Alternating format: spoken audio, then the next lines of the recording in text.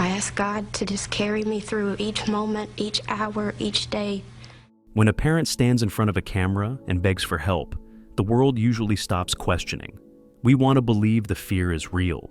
We want to believe the tears mean something, because the alternative is unbearable. But sometimes the most convincing performance is also the most dangerous one. Sometimes the threat is not a stranger in the dark, but the person holding the microphone. If you like these crime stories and deep dives into the minds of the wicked, subscribe, and let me know where you are watching from.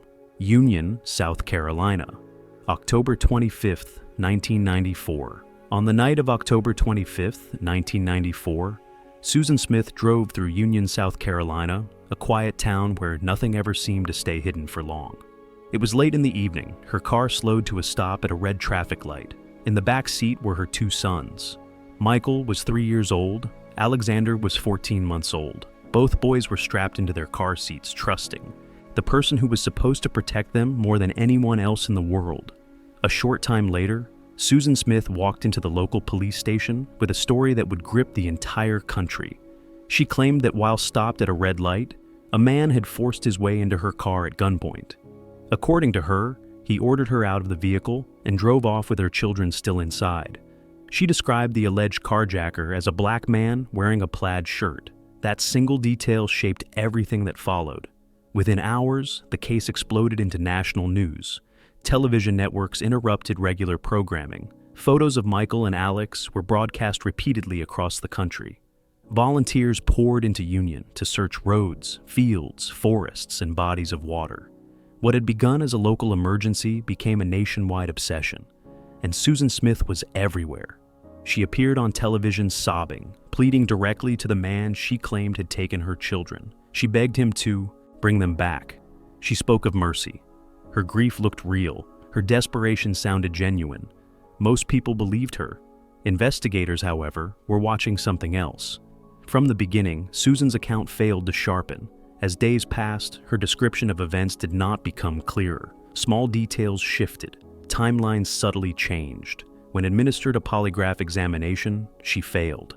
There were also behavioral inconsistencies. When cameras were off, her emotional responses did not always match the devastation she described in public.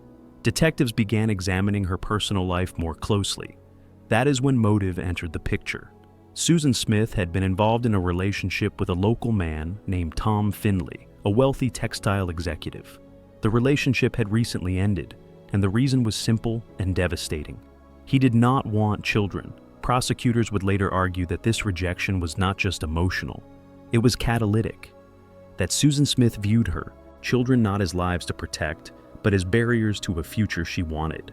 9 days after the reported abduction, the story collapsed. On November 3, 1994, Susan Smith confessed. There had been no carjacking, there had been no gunman, there had been no stranger. She admitted that on the night she claimed her children were taken, she had driven to John D. Long Lake near Union, South Carolina. She parked at the boat ramp. She left her sons strapped into their car seats. Then she stepped out of the vehicle and allowed it to roll forward into the water. Michael and Alexander drowned while secured in their seats. For 9 days, while the nation prayed and searched, Susan Smith knew exactly where her children were. The recovery of the vehicle was broadcast across the country. Divers pulled the car from the lake. Inside, the bodies of Michael and Alex were found exactly where she had left them, still strapped in, still helpless. The image permanently altered public trust. At trial in 1995, prosecutors portrayed Susan Smith as calculated and self-focused. They argued that she chose a romantic fantasy over her children and then constructed a lie powerful enough to manipulate an entire nation. They emphasized the harm caused by her false accusation, which diverted law enforcement resources and placed innocent people under suspicion. The defense did not dispute what she had done. Instead, they argued why. They presented evidence of long-standing mental illness, severe depression, prior suicide attempts, and childhood trauma, including sexual abuse by her stepfather. They described a woman emotionally fractured who collapsed under pressure rather than acted with cold intent. The jury deliberated between explanation and responsibility. In July of 1995, Susan Smith was found guilty of murdering her two sons. Prosecutors sought the death penalty. The jury rejected it. she was sentenced to life in prison with eligibility for parole after 30 years. But the consequences of her actions extended far beyond the courtroom. Susan Smith fundamentally changed how the public views grieving parents. After her case, televised pleas were no longer taken at face value. Tears became suspect. Emotion became something to analyze rather than trust. In November of 2024, Susan Smith appeared before the parole board for the first time. She spoke about remorse. She claimed personal growth. She said she was no longer the person who committed those crimes. The families of the victims strongly opposed her release. The parole board reviewed her prison record, including disciplinary issues that raised questions about accountability and insight. The decision was unanimous. Parole denied. Susan Smith showed how easily a parent could turn children into a solution for personal rejection. A decade later, in another country, a father would claim his children's deaths were an accident and force investigators to decide whether tragedy can sometimes be deliberate. Winchelsea, Victoria. September 4th, 2005. On the evening of September 4th, 2005, Robert Farquharson was driving his 3 sons home after a Father's Day weekend visit. The return trip was meant to be routine, a familiar road, a short drive, nothing that should have drawn attention. Jai was 10 years old, Tyler was 7, Bailey was just 2. All 3 boys were strapped into the back of the car, trusting the person behind the wheel without hesitation. Sometime after 8 in the evening, Farquharson's vehicle left the road near Winchelsea, a small rural town in the Australian state of Victoria. The car rolled down an embankment and into a dam. The vehicle submerged. All 3 children drowned. Farquharson survived. When emergency services arrived, he told them it had been an accident. According to him, he had suffered a coughing fit, lost consciousness, and blacked out while driving. He claimed he had no control over the car as it veered off the road. At first, the explanation seemed plausible. Accidents happen, medical episodes happen, and the idea that a father could intentionally kill his own children was almost impossible for many people to accept. Public sympathy followed quickly. Farquharson was treated as a grieving parent who had narrowly escaped death while losing everything else. But investigators did not close the case. As police reconstructed the crash, inconsistencies began to surface. The medical explanation Farquharson offered did not align cleanly with expert assessments. There was no clear evidence that a coughing fit would have caused sudden unconsciousness in the way he described. More importantly, the physical evidence at the scene raised questions. The car's path into the dam did not fully match an uncontrolled accident. The steering angle, braking behavior, and vehicle position suggested something more deliberate than a momentary blackout. Investigators also widened their focus beyond the crash itself. What they found was a relationship defined by resentment. Farquharson had recently separated from the children's mother, Cindy Gambino Moles. Their breakup was bitter. Friends and family described ongoing disputes over custody, finances, and control. Farquharson believed he was being treated unfairly. He believed Cindy was winning, and he believed the system was siding against him. That resentment mattered. During the investigation, police uncovered testimony that would become central to the case. A friend, Greg King, told authorities that Farquharson had previously spoken about getting back at Cindy by killing the boys. According to King, the statement was made during a moment of anger, but it was specific enough to raise alarm once the children were dead. Suddenly, the case was no longer just about a crash. It became about motive. Prosecutors would later argue that Farquharson did not want to harm Cindy directly. He wanted to devastate her, and the only way to do that was through their children. In 2007, Robert Farquharson stood trial for the murder of his 3 sons. The courtroom became a battleground between accident and intent. Jurors were asked to evaluate expert testimony on vehicle dynamics, medical conditions, and psychology, alongside deeply disturbing allegations about prior statements and emotional motive. The defense maintained that the crash was unintentional. They argued that Farquharson had lost consciousness and that the deaths were a tragic accident compounded by bad timing and terrible luck. The prosecution focused on pattern. They highlighted the custody conflict. They emphasized the alleged statement about revenge. They argued that the crash was not random, but purposeful. After deliberation, the jury convicted Farquharson of murder. He was sentenced to life imprisonment. The verdict shocked the country. Many struggled with the idea that what looked like an accident could actually be a calculated act of revenge. But for others, the conviction felt like a recognition of something uncomfortable but real. That verdict, however, did not end the case.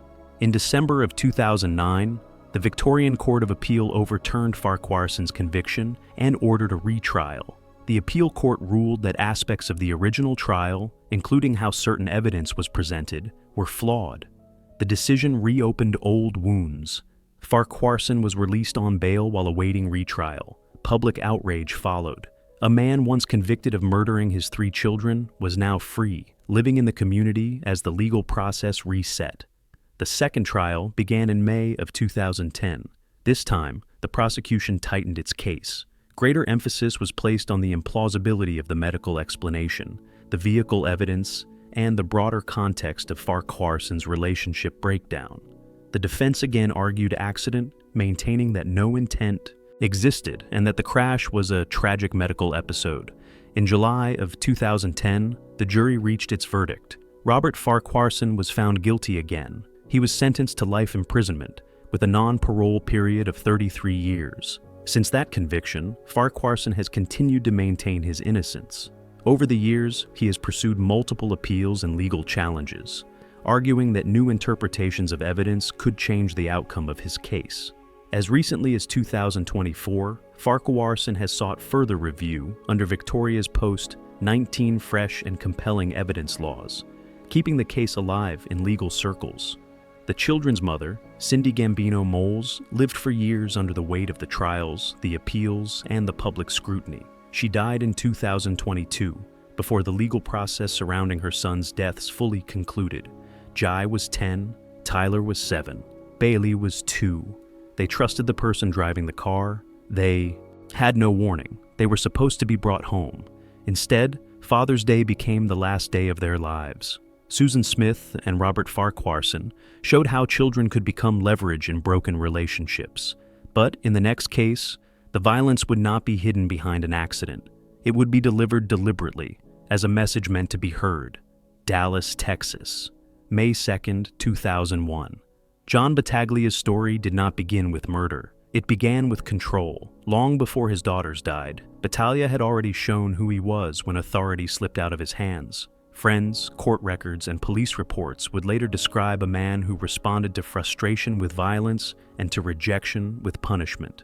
His marriage to Mary Jean Green was volatile from the start.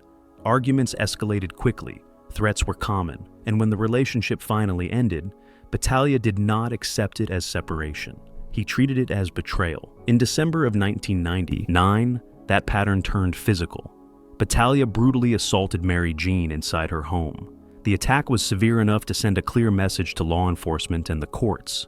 This was not an isolated argument. It was domestic violence.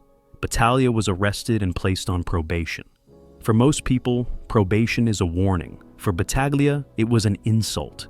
He blamed Mary Jean entirely. In his mind, she was the reason he had lost control of his life, his image, and his authority. And instead of taking responsibility, he began fixating on revenge. By the spring of 2001, Battaglia's anger had hardened into something colder.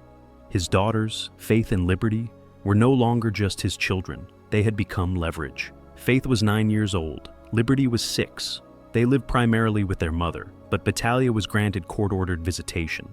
On May 2, 2001, the girls were dropped off at his apartment in the Deep Ellum area of Dallas. Nothing about the visit appeared unusual at first. There was no immediate sign of danger, no raised voices heard by neighbors, no outward warning that the evening would end in violence. Inside the apartment, however, Battaglia was preparing a moment. At some point during the visit, he called Mary Jean Green on the phone. He placed the call deliberately. This was not a check-in. It was not a scheduling question. It was a stage. Battaglia forced his daughters to speak. Faith, terrified and confused, was made to ask her mother a question that would later define the case. Why do you want Daddy to go to jail? That sentence mattered. It revealed motive. It showed that Battaglia viewed the legal consequences of his own violence as an attack carried out by Mary Jean. To him, probation was her fault, and punishment was his response. While Mary Jean remained on the line, Battaglia retrieved a firearm. What happened next was not accidental. It was not impulsive. It was not the result of sudden panic. Battaglia shot both of his daughters inside his apartment. Faith and Liberty died from their injuries. And even after that, the performance was not over. Battaglia returned to the phone. According to court testimony, he mocked Mary Jean, ending the call with a cruel and profane remark. He referenced Christmas, a pointed reminder of the earlier assault that had placed him on probation. The message was unmistakable. This was not just murder, it was delivery. Police arrived soon after. They found the two girls dead. Battaglia was not cooperative, but he did not deny his actions. At trial, the prosecution focused on intent and pattern. They presented Battaglia's history of violence, his obsession with control, and the calculated nature of the phone call. They argued that the murders were not about the children themselves, but about maximizing emotional damage to their mother. The defense attempted to shift the narrative toward mental instability. They described Battaglia as volatile, emotionally unbalanced and consumed by anger. They argued that his behavior reflected psychological disturbance rather than cold planning. But prosecutors returned to one central point. You do not force a child to ask why daddy is going to jail unless you are constructing a moment. You do not keep the other parent on the phone unless you want them to experience it. And you do not mock them afterward unless the suffering itself is the goal. The jury agreed. John Battaglia was convicted of capital murder. He was sentenced to death in the state of Texas. For Mary Jean Green, the verdict did not bring peace. The case entered the long and familiar pattern of appeals, motions, and delays that often follow death sentences.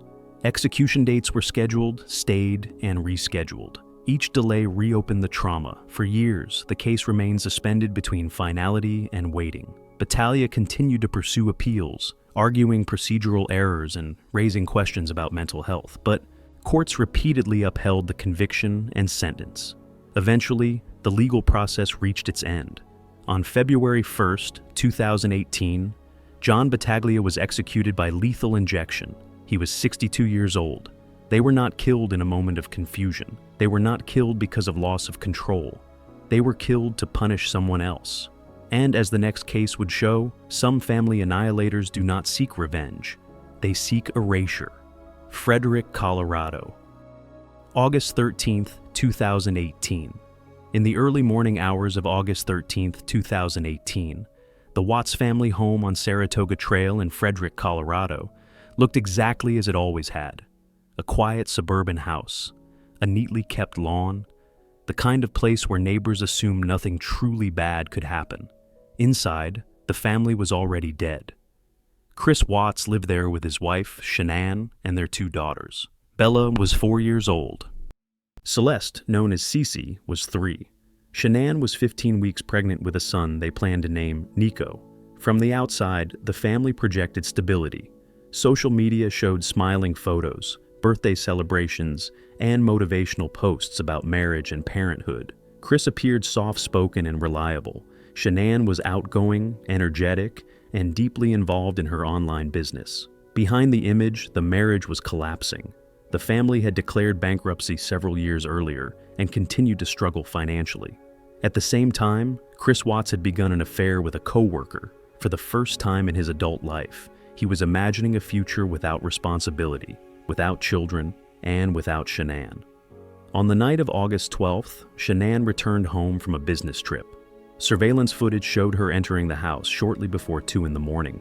She never left again. Later that morning, Chris Watts went to work as usual at an oil site operated by Anadarko Petroleum.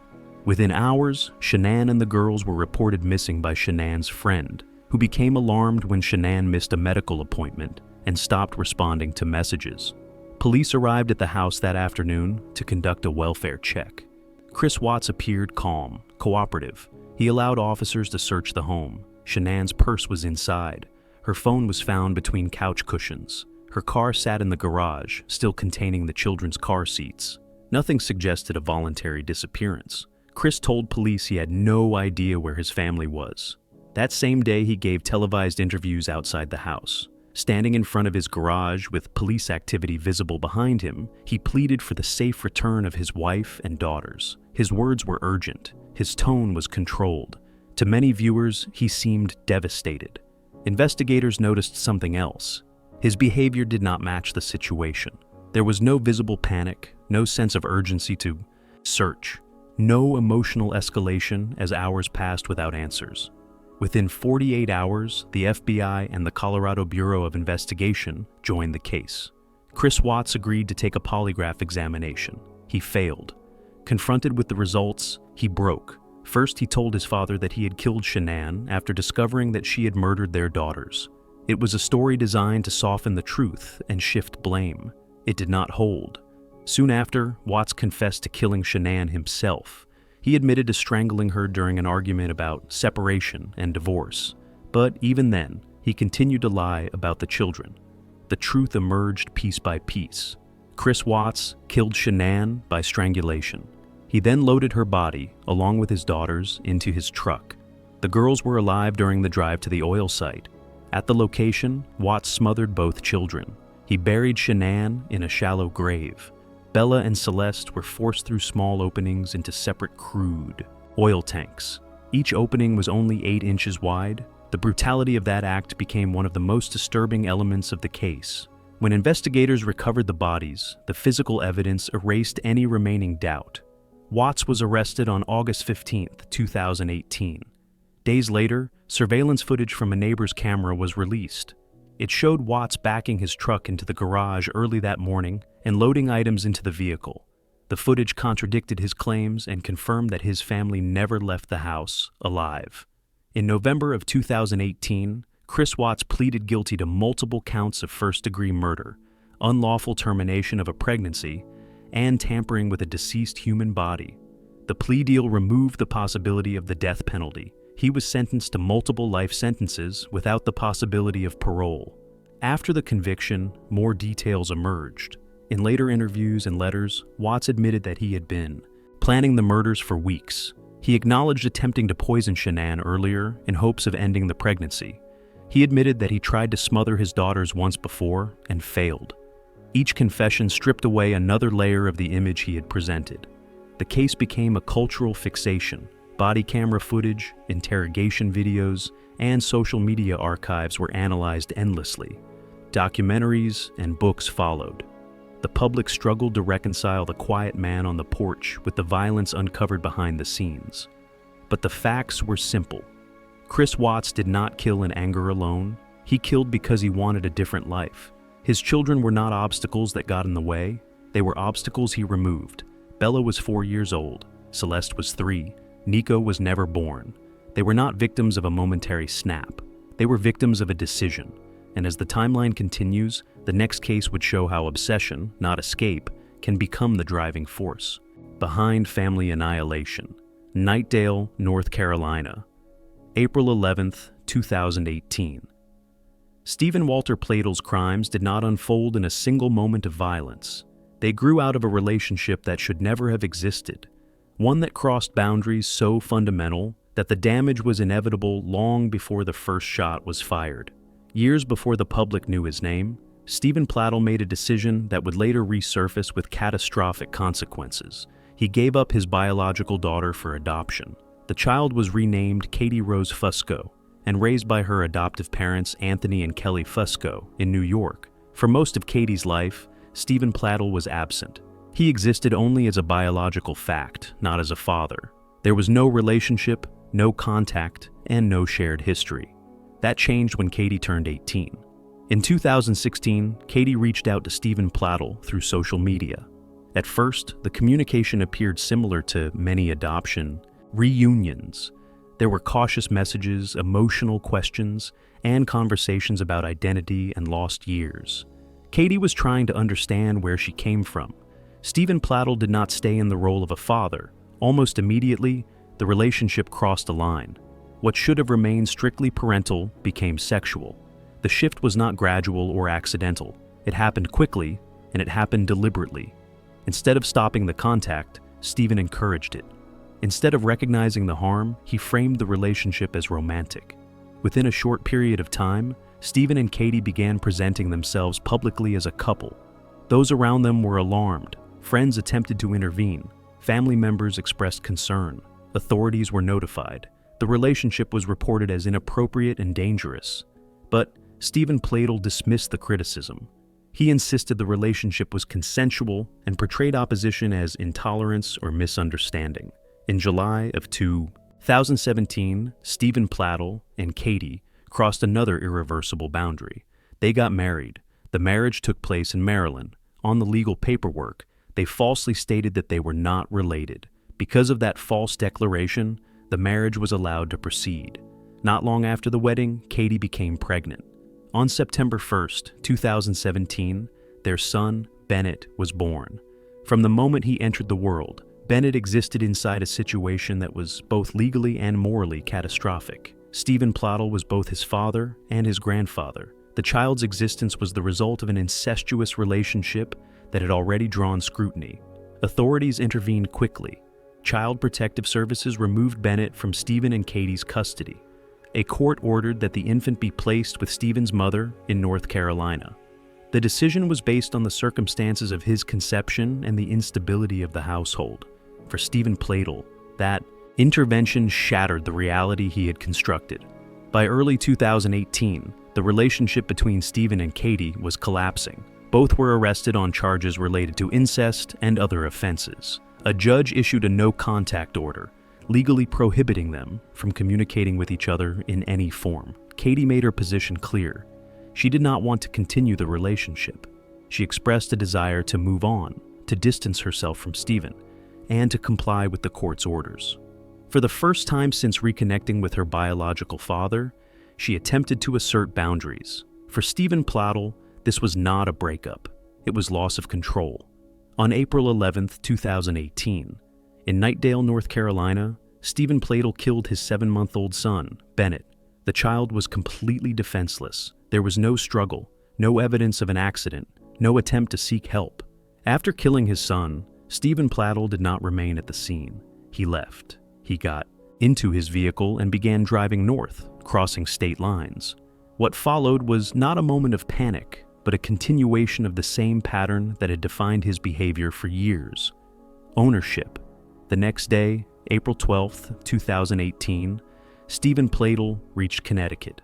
Katie Rose Fusco and her adoptive father, Anthony Fusco, were traveling together when Stephen intercepted them.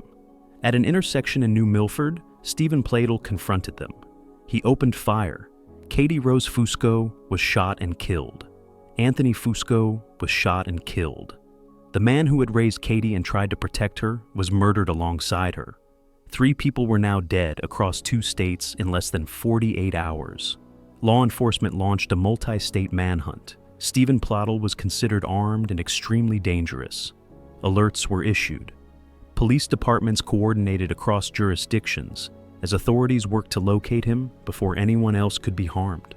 On April 13, 2018, the search ended in Dover. Stephen Pladel was found dead inside his vehicle from a self-inflicted gunshot wound. There was no arrest. There was no interrogation. There was no explanation left behind. The aftermath left investigators confronting a case that resisted easy categorization. This was not a crime driven by financial stress or sudden rage.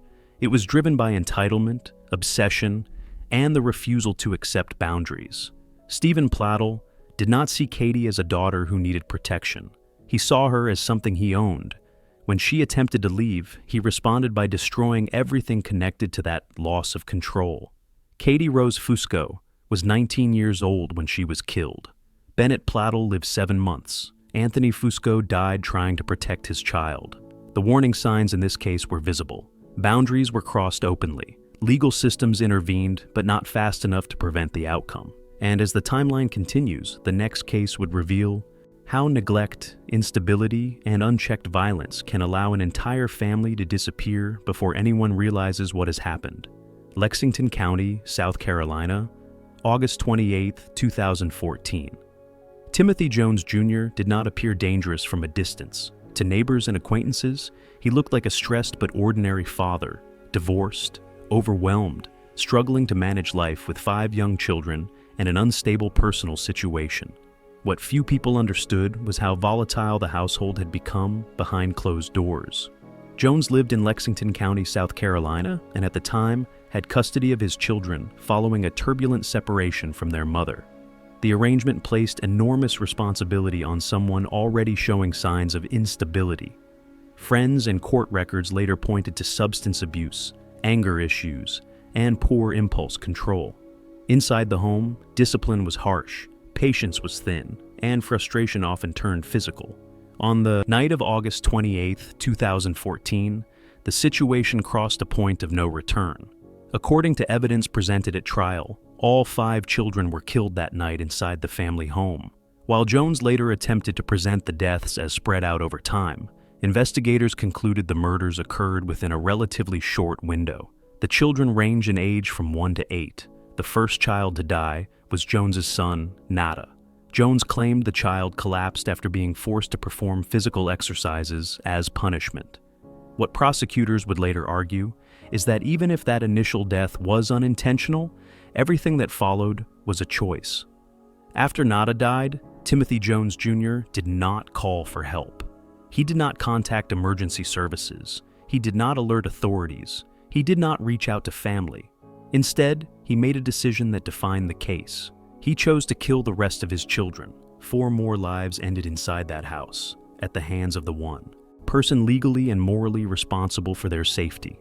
Once the killings were complete, Jones shifted into concealment mode. He wrapped the children's bodies in black trash bags. He used bleach inside the home in an attempt to cover evidence. He loaded the bodies into his vehicle, then he left. Over the next several days, Jones drove across state lines with the bodies of his children in the car. He continued to interact with people. He spoke to others as if nothing had happened. On the surface, life continued. The children were last seen alive on August 28th. Their mother became increasingly concerned when she could not reach them. Jones offered vague explanations, excuses that shifted, stories that failed to provide proof. On September 3rd, 2014, she reported the children missing. One detail significantly delayed the response. Timothy Jones Jr. was the custodial parent at the time. Because of that, no Amber Alert was issued. On paper, the children were where they were legally supposed to be. That assumption bought Jones time. On September 6th, Jones was stopped at a traffic checkpoint in Mississippi. Officers noticed inconsistencies in his behavior and answers. Around the same time, investigators in South Carolina were connecting reports of missing children with Jones's movements. The stories began to collapse. Soon after, Jones led authorities to the location where he had disposed of the bodies. The children were found in black trash bags off a rural dirt road near Camden, Alabama. The discovery confirmed what everyone feared. All 5 children were dead.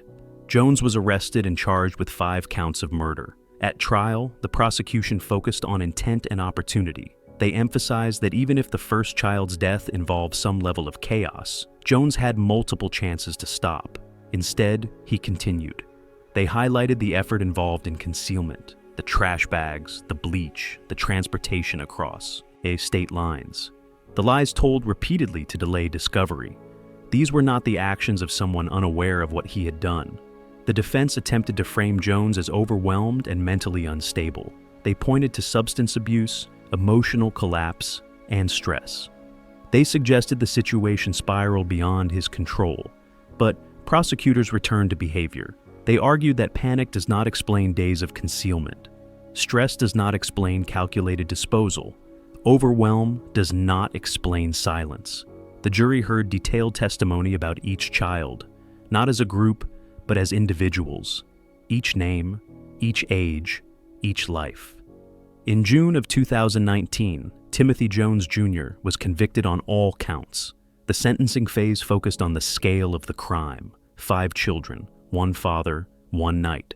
Prosecutors sought the death penalty, arguing that the murder of 5 children by their custodial parent represented one of the most extreme crimes imaginable. The jury agreed. Timothy Jones Jr. was sentenced to death. In the years that followed, the case moved through the appeals process.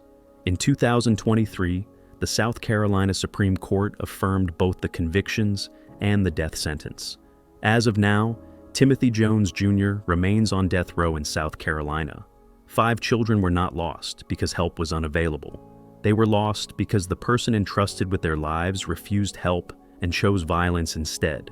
And as the timeline continues, the next case reveals how control does not always appear as brutality. Sometimes it hides behind tradition, authority, and fear until daughters become targets. Texas, January 1st, 2008. Yasser Abdel Said did not see himself as abusive. He saw himself as justified. To people outside the home, he presented as disciplined and traditional, a father who demanded respect, a man who believed rules created order. He worked as a taxi driver, lived quietly, and spoke often about honor and authority. Inside the household, those ideas became weapons. His daughters, Amina and Sarah Said, grew up under constant control. Their lives were monitored in ways that went far beyond parental concern. Phone calls were watched, friendships were restricted, clothing choices were scrutinized, dating was forbidden entirely. As the girls grew older, the pressure intensified. They were teenagers raised in Texas, surrounded by classmates who lived freely. They watched peers form relationships, plan futures, and make choices for themselves. Amina and Sarah wanted the same basic autonomy. Their father interpreted that desire as defiance. Family members later described Yasser as increasingly fixated on obedience. Any independence from his daughters was framed as humiliation. He accused them of bringing shame onto the family. Arguments escalated into threats. Threats escalated into fear. The girls did not keep that fear to themselves. They told friends they were scared of their father. They told teachers. They told counselors. They told authorities. They reported physical abuse. They described being watched and controlled. They warned that their father had threatened to kill them if they did not comply with his rules. Eventually, they ran away. For a brief time, the system intervened. Amina and Sarah were placed with relatives and separated from Yasser. They begged not to be forced back into contact with him. They were explicit about the danger they believed they were in. But Yasser Abdel Said knew how to perform stability. When confronted by authorities, he was calm, measured, reasonable. He insisted he wanted peace, not punishment. He framed the conflict as teenage rebellion rather than fear. He claimed he only wanted to talk things through as a family. Over time, those assurances were accepted. Contact resumed. On January 1st, 2008, Yasser Abdel Said picked up his daughters in Irving, Texas. He told them he was taking them out to eat, that they could talk, that things could be resolved. They entered his taxi cab. It was a familiar environment, a vehicle they had ridden in countless times. Nothing about the moment suggested what would follow. Inside the cab, Yasser Abdel Said shot both of his daughters. Amina was 18 years old. Sarah was 17. Their bodies were later discovered inside the abandoned taxi, parked in the Las Colinas area of Irving. The vehicle had been left behind. The driver was gone. Yasser Abdel Said disappeared. What followed was a manhunt that stretched across more than a decade. Investigators searched locally, then nationally. Tips flooded in. Some believed he had fled the country. Others suspected he was hiding under false identities. In December of 2014, the FBI placed Yasser Abdel Said on its 10 most wanted list. His photograph circulated nationwide. The case became a symbol of failure, not only to capture a fugitive, but to protect two young women who had clearly warned they were in danger. Years passed without answers. Then the truth surfaced. Yasser Abdel Said had never left Texas. He had been hiding with assistance from family members. Relatives provided shelter and protection. His son and his brother played roles in helping him avoid detection. While his daughters lay in graves, he lived quietly, shielded by loyalty. On August 26, 2020, authorities located him in Justin, Texas. There was no chase, no resistance, no confrontation. He was taken into custody without incident. In August of 2022, Yasser Abdel Said stood trial. Prosecutors presented a case built not on speculation, but on years of documented fear. They introduced testimony showing how often Amina and Sarah had tried to escape their father's control. They demonstrated that the murders were not sudden, but the endpoint of a long pattern of intimidation. The defense attempted to blur the narrative, but the evidence was direct. This was not confusion. This was not culture. This was not discipline. It was deliberate murder. On August 9, 2022, Yasser Abdel Said was convicted of capital murder for killing both of his daughters. The death penalty was not pursued. He was sentenced to life in prison without the possibility of parole. Amina Said was 18. Sarah Said was 17. They were not killed because they broke rules. They were not killed because of misunderstanding. They were killed because they wanted control over their own lives, and their father believed that choice did not belong to them. And as the timeline continues, the next case reveals how harm can be hidden behind sympathy, performance, and illness, until a child's suffering becomes the story itself. Valhalla, New York, January 23, 2014. Lacey Spears did not fit the image people associate with danger. She appeared attentive, involved, and constantly present at her son's side. To doctors, nurses, and online followers, she looked like a mother fighting an endless medical battle. That image would protect her for years. Lacey Spears became a mother in December of 2008, when she gave birth to Garnet Paul Spears. Almost immediately, she began describing him as a medically fragile child. According to her accounts, Garnet struggled to keep food down, suffered from mysterious symptoms, and required frequent medical attention. Hospital visits became routine. Doctors ordered tests. Diagnoses were explored and dismissed. Despite repeated evaluations, Garnet's symptoms never fully aligned with a clear medical condition. Still, Lacey persisted. She documented every setback, every scare, and every hospitalization. Over time, medical professionals adapted to her narrative. Eventually, a feeding tube was placed. For many children, such a device is used as a last resort, intended to preserve life when eating becomes dangerous or impossible. In Garnet's case, it allowed nutrients to be delivered directly into his stomach, bypassing normal feeding. It also created privacy. At the same time, Lacey Spears began building a public identity around her role as a mother of a chronically ill child. She posted updates online almost constantly. Hospital room photos, emotional messages, detailed accounts of Garnet's suffering. Strangers followed his story closely. They praised her resilience. They expressed sympathy. They admired her devotion. The more Garnet appeared to struggle, the more support poured in. What few people questioned was why his condition never stabilized. In January of 2014, Garnet was admitted to a hospital in Westchester County, New York. His symptoms were severe. He experienced seizures and neurological distress that alarmed the medical staff. Blood tests revealed something extraordinary. Garnet's sodium levels were dangerously elevated, not mildly abnormal, not within a range explained by dehydration. They were extreme. Doctors searched for explanations. They considered kidney failure, metabolic disorders, and rare conditions. None fit. The results pointed to one conclusion that could not be ignored. Salt had entered his body in massive quantities. In young children, sodium levels that high are rarely accidental. Medical staff became concerned that something intentional was happening. Hospital employees began observing interactions more closely. They noticed that Garnet's condition worsened after private moments with his mother. Staff documented unusual patterns that could not be explained through illness alone. Video monitoring later reviewed by investigators showed Lacey taking Garnet into private bathroom areas while handling his feeding equipment. Shortly after those visits, his symptoms escalated. On January 23, 2014, Garnet Paul Spears was declared brain dead. He was 5 years old. Even after Garnet's death, the story did not stop. Lacey continued, posting online. She expressed devastation. She shared memories. Many people still believed she was a grieving mother who had lost a medically fragile child. But law enforcement did not accept that narrative. Medical experts concluded that Garnet's sodium levels could only have resulted from the deliberate introduction of salt into his body. The feeding tube provided the most direct method. Salt, an ordinary substance found in nearly every household, becomes lethal when delivered directly into the stomach in large amounts.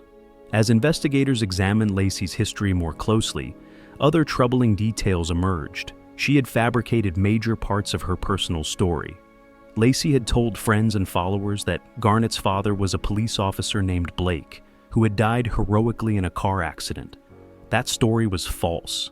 Garnet's biological father was alive. His name was Chris Hill. The fabrication mattered. It demonstrated that Lacey did not simply embellish her circumstances. She constructed identities, tragedies, and realities when it suited her. Prosecutors charged Lacey Spears with second-degree murder under a theory known as depraved indifference. The charge reflected the belief that her actions showed a reckless disregard for human life so extreme that it amounted to murder. The case did not rest on a single moment. It rested on pattern, repeated hospitalizations, persistent unexplained symptoms, access through medical devices, escalating sodium levels. At trial, medical experts testified in detail. They explained how sodium toxicity affects the brain. They described how the levels found in Garnett's blood could not occur naturally. They explained that feeding tube access eliminated the need for force or visible trauma. The defense emphasized Lacey's mental health. They argued she suffered from psychological disorders that impaired her ability to make rational decisions. They suggested she did not intend to kill her son. The prosecution focused on outcome and repetition. They argued that regardless of intent, Garnett had been placed in danger repeatedly, that the pattern of behavior showed disregard rather than accident, that his suffering was prolonged, not sudden.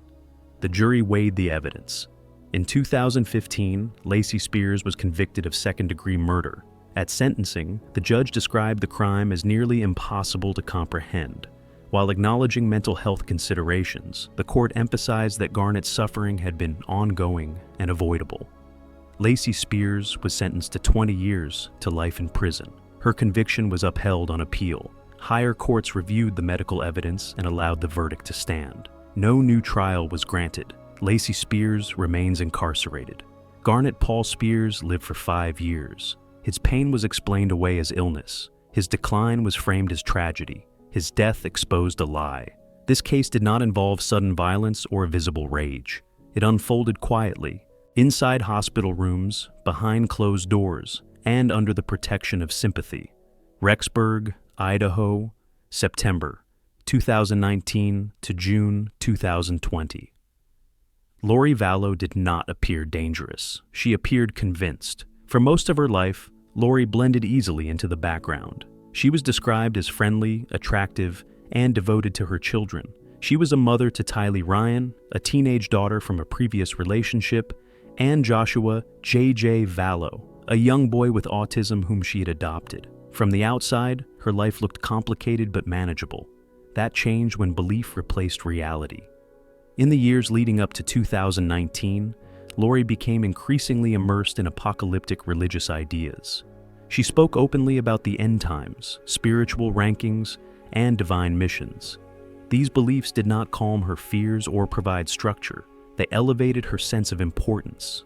Then she met Chad Daybell. Chad was a fringe religious author who wrote about near-death experiences, prophecy, and the coming collapse of the world. With Lori, those ideas became more than theory. Together, they built a private belief system in which people could be categorized as light or dark. Those labeled dark were no longer fully human. Lori began referring to certain individuals as zombies. According to testimony, she believed their bodies were occupied by evil spirits and that death was not murder, but release. Once someone accepted that framework, killing became justified. The first death connected to Lori's new world came in July of 2019. Her husband, Charles Vallow, was shot and killed by Lori's brother, Alex Cox, at Lori's home in Arizona. Alex claimed self-defense. Lori supported that account. No charges were filed. What disturbed investigators later was not just the shooting, but Lori's reaction. There was no visible grief, no disruption to her plans. Within weeks, she had collected Charles's life insurance and continued, moving forward as if nothing had happened. Soon after, Lori relocated to Rexburg, Idaho, where Chad Daybell lived. Around that same time, Chad's wife, Tammy Daybell, died unexpectedly in October of 2019. Her death was initially considered natural. The timing raised questions that would not be answered until much later. While adults around Lori were dying, her children were quietly disappearing. Tylee Ryan was last seen on September 8, 2019, during a trip to Yellowstone National Park with Lori, JJ, and Alex Cox. After that day, there was no verified sighting of her.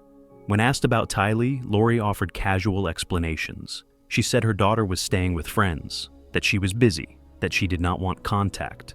None of those claims were supported by evidence. Joshua Vallow was last seen later that month. On September 23rd, in Rexburg, Lori told people he was safe, that he was with someone else, that he was fine. Again, no proof. Followed. What allowed the situation to continue was Lori's confidence. She did not panic. She did not avoid questions. She answered them smoothly, spreading different versions of the story to different people. No single person heard enough to realize the truth. Concern grew when JJ's grandparents repeatedly asked to see him. When they could not, they contacted authorities. In November of 2019, police attempted a welfare check at Lori's home in Rexburg. JJ was not there. Lori lied. She claimed JJ was with a friend. She directed police to someone who had not seen him for weeks. When pressed, her explanations shifted. Soon after, Lori left Idaho. Instead of producing her children, she and Chad Daybell traveled to Hawaii. There, they lived openly, smiling, attending the beach, and presenting themselves as newlyweds. They had married earlier that month. By that point, Tylee had been missing for weeks. JJ had been missing for days. Lori did not act like a mother, searching for her children. She acted like someone relieved of responsibility. Authorities escalated the case. In February of 2020, Lori Vallow was arrested in Hawaii for failing to produce her children. She was extradited back to Idaho. The question was no longer, where are the children? It was, where are the bodies? In June of 2020, investigators searched Chad Daybell's property in Idaho. They found human remains. The remains were identified as Tylee Ryan and Joshua Vallow. Tylee's body showed signs of extreme dismemberment and burning. JJ's body was found wrapped and buried separately. The discovery confirmed that Lori's children had been dead long before authorities intervened. As the investigation expanded, another death surfaced. Alex Cox, the man who shot Charles Vallow and was suspected in the children's deaths, had died in December of 2019. The cause was listed as natural. With Alex gone, the responsibility returned to Lori and Chad. Lori's case was delayed for months after she was found incompetent to stand trial. She was committed for mental health treatment until doctors determined she could understand the proceedings against her. Eventually, she was ruled competent. In April of 2023, Lori Vallow Daybell stood trial in Idaho. Prosecutors presented a case built on digital evidence, witness testimony, and the belief system that had justified the killings. They argued that Lori saw her children not as people, but as obstacles. Tylee represented resistance. JJ required care. Neither fit into the future she imagined with Chad. In May of 2023, Lori Vallow Daybell was convicted of murdering both of her children and conspiring to murder Tammy Daybell. On July 31st, 2023, she was sentenced to life in prison without the possibility of parole. She showed no visible emotion. Later, in 2025, Lori was convicted in Arizona for conspiracy related to the murder of Charles Vallow. Additional life sentences were imposed. Tylee Ryan was 16 years old. Joshua Vallow was 7. They did not vanish. They were erased. Celebration, Florida, December 2019. Anthony Todt lived in a place designed to feel untouched by crisis. Celebration, Florida was built to resemble idealized suburbia. Clean streets, identical homes, a sense of control carefully engineered into the environment. It was the kind of community where families were assumed to be safe simply because of where they lived. Todt appeared to belong there. He was a licensed physical therapist, a husband, a father of 3 children. He coached youth soccer, worked with disabled children, and presented himself as patient and dependable. To neighbors and acquaintances, he was quiet, reserved, and unremarkable. Behind that image, his life was unraveling. Todt operated a physical therapy clinic in Connecticut. By 2019, that clinic was under federal investigation. Authorities later determined that Todt had been billing insurance companies for treatments that patients never received. The fraudulent claims stretched over time and amounted to significant financial damage. The consequences were closing in. Todt had accumulated massive debt. Lawsuits followed, loans went unpaid. Eviction notices were issued. Investigators would later conclude that his wife, Megan Todt, and their children were unaware of the scale of the fraud or the legal danger it placed the family in. Megan was 42 years old. Alexander was 13. Tyler was 11. Zoe was 4. The family had moved to Celebration while Todt continued working in Connecticut, traveling back and forth. Over time, their isolation increased. Neighbors barely knew them. Mail piled up on the porch. A notice of eviction appeared on the door. By December, Todt knew federal agents were preparing to arrest him. What followed was not impulsive, it was prolonged. Sometime in mid-December 2019, Anthony Todt began killing his family inside their home. Medical evidence later showed that his children were given large doses of antihistamines, rendering them sedated and defenseless. Each child was then suffocated. Megan Todt was stabbed and suffocated as well. The family dog, Breezy, was also killed. Investigators would later testify that Todt used crucifixes during the murders, placing them in the victim's hands.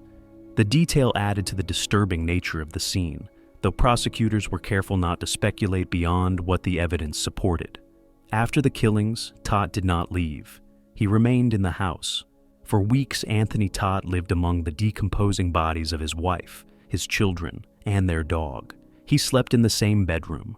He moved through the house. He sent messages from his family members' phones, creating the illusion that they were still alive. When family members grew concerned, Todt responded vaguely. When silence followed, he did nothing to correct it. On December 29, 2019, police conducted a welfare check at the home. No one answered the door. Officers left without entering. The bodies remained inside. In January 2020, agents from the Department of Health and Human Services arrived to serve an arrest warrant related to the healthcare fraud investigation. When Todt finally emerged from the house, he appeared disoriented. He was shaking. Agents noticed a powerful odor coming from inside the home. Authorities entered the house. What they found was immediately recognizable as a crime scene. Megan Todt's body was found on the bed. Alexander and Toiler were found nearby. Zoe's body was so decomposed that investigators initially did not see her. She was later found beneath her mother's feet. The family dog lay dead as well. Anthony Todt had ingested a large amount of medication in what he claimed was a suicide attempt. He survived and was taken into custody. From the beginning, his explanations shifted. At times, he claimed that Megan had killed the children and then herself. At other points, he stated that he believed the world was ending and that killing his family would spare them from suffering. He claimed memory loss. He claimed confusion. He claimed he could not recall what happened. None of those claims matched the evidence. Medical examiners determined that the children had been sedated and suffocated. Megan's injuries were inconsistent with suicide. Investigators concluded that Todt acted alone and that the killings occurred over a period of time, not in a single uncontrollable moment. Prosecutors later argued that Todt's motive was rooted in exposure. His fraud was about to be discovered publicly. His professional identity was collapsing. His financial lies were unraveling. The life he presented to the world was about to disappear. Rather than face arrest, disgrace, and accountability, Todt chose annihilation. At trial in 2022, prosecutors presented evidence of financial collapse, deception, and deliberate action. They emphasized that Todt had opportunities to stop, opportunities to leave, opportunities to ask for help. Instead, he chose control. The defense attempted to argue that Todt was mentally impaired and overwhelmed. They pointed to stress, delusion, and confusion. They suggested he was not fully aware of his actions. The jury rejected that argument. Anthony Todt was convicted of 4 counts of first-degree murder and 1 count of animal cruelty. He was sentenced to life in prison without the possibility of parole. An additional year was added for the killing of the family dog. Megan Todt was 42 years old. Alexander was 13. Tyler was 11. Zoe was 4. They were not victims of a shared decision. They were not part of a mutual pact. They were not spared from anything. They were silenced to preserve a lie. Anthony Todt did not destroy his family in a sudden explosion of rage. He dismantled it slowly, deliberately, and then lived among the evidence until authorities forced the truth into the open. Taken together, these cases span decades and continents, but they share a single pattern. When identity collapses, when control slips away, when accountability feels unbearable, some parents do not ask for help. They erase the people who depend on them most. And before you go, let me ask you one last time. Where are you watching from?